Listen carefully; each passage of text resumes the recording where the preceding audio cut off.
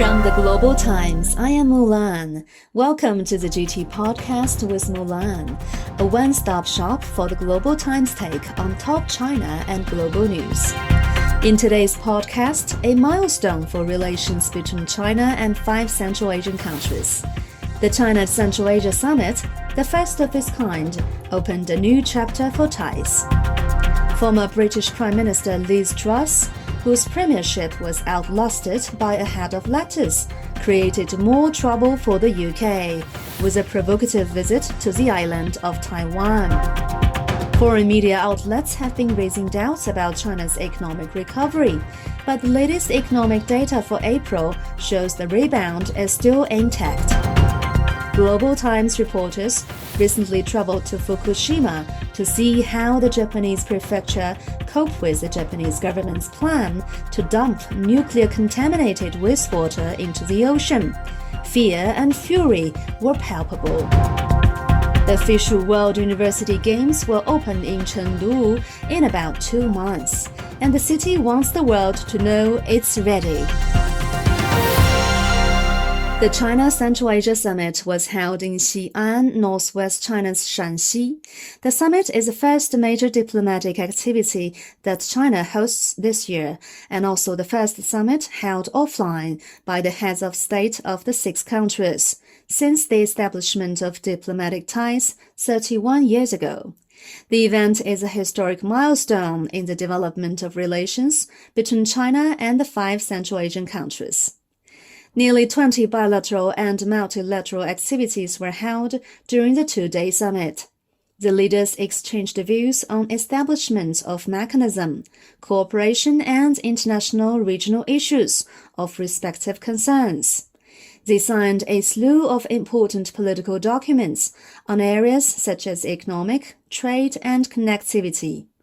Yang Jin, an expert at the Chinese Academy of Social Sciences, said, "The highest-level summit between China and those Central Asian countries indicates that the comprehensive strategic partnerships China established with all 5 Central Asian countries have reached a new high."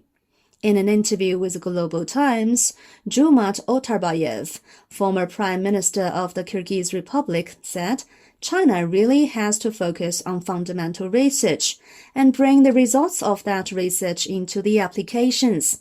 And we Central Asian countries want not only to be observers of this process of modernization, but also to be part of it. So my suggestion for Central Asia's modernization would be to cooperate with China in the modernization drive." Also, in an interview with the Global Times, Ambassador of Uzbekistan to China, Fahud Arziyev, said, "The summit is also expected to usher in new development opportunities for all participating countries with fortified friendship." When Liz Truss resigned as a British Prime Minister after just 45 days, she left behind a mess. And she's continuing to create more trouble for Downing Street.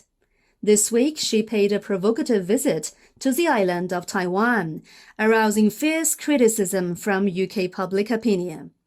Our editorial pointed out the trip became notorious even before it happened. On the one hand, this is because of Truss's bad personal image in the UK, and on the other hand, it reflects that the political effects of visiting Taiwan has been severely weakened. Such ugly shows are only attracting fewer and fewer audiences. Truss's Taiwan visit is egregious. It is not only a brutal interference in China's internal affairs, but also digging holes for the UK. She can be called London's bad teammate. Truss's short career in office was marked by political misjudgments, and it now seems that she has not learned any lessons and is even more paranoid than ever, the editorial reads. Many foreign media outlets have been raising doubts about China's economic recovery this year. However, as more economic data for April have been released, it's clear the recovery pace remains intact.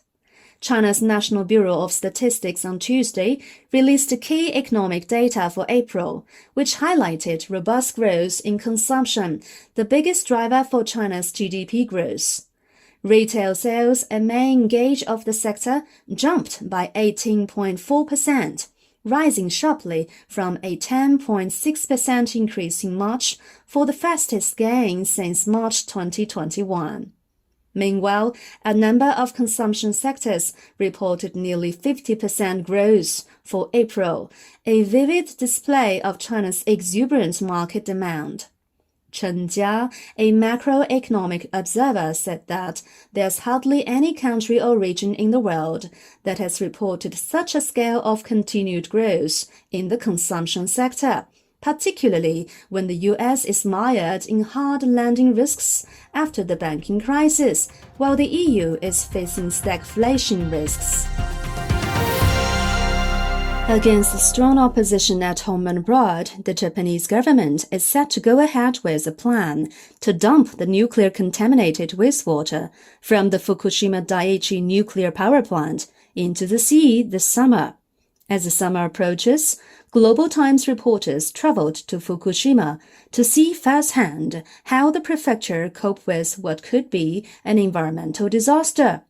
Fukushima greets summer with fear, Chiyo Oda, co-chairperson of an environmental NGO and city assembly, Stop Polluting the Oceans, told the Global Times. While there are many restrictions in Fukushima, for example, the GT reporters were told by security to go away and not even allowed to get off the car, many were also keen to share their views. The sea of my hometown, the sea of Japan, and the seas of the world must not be polluted, said Oda. For fishermen in Fukushima, which has a rich variety of sea life and a long history of local fishing, the Japanese government's move could deal a serious blow. When will Fumio Kishida, the Japanese Prime Minister, come and listen to our voices? When can he come to know the real situation in Fukushima? Asked Haro Ono, a local fisherman. Does the government think that by issuing leaflets telling people that the nuclear-contaminated wastewater is okay, it can be released into the sea? Is that really safe? The sea is not a dustbin, Ono said.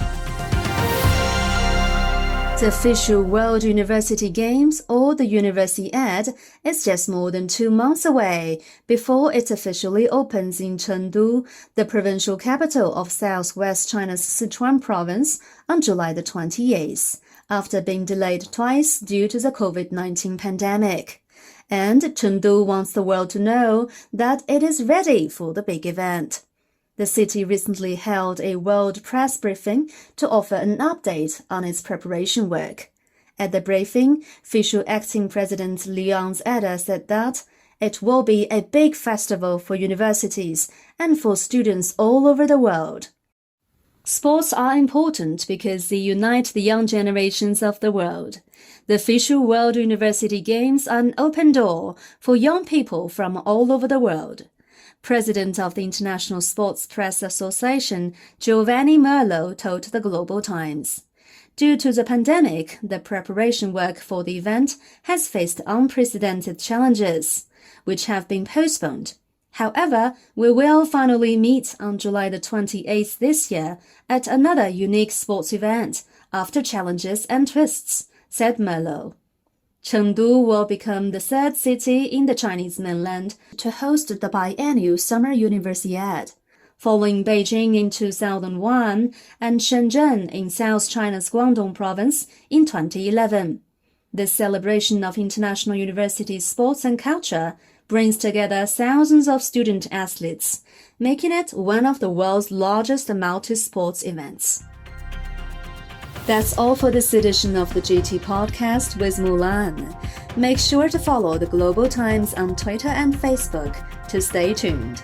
You can also check out our podcast, articles, and much more on our website at globaltimes.cn. Thank you.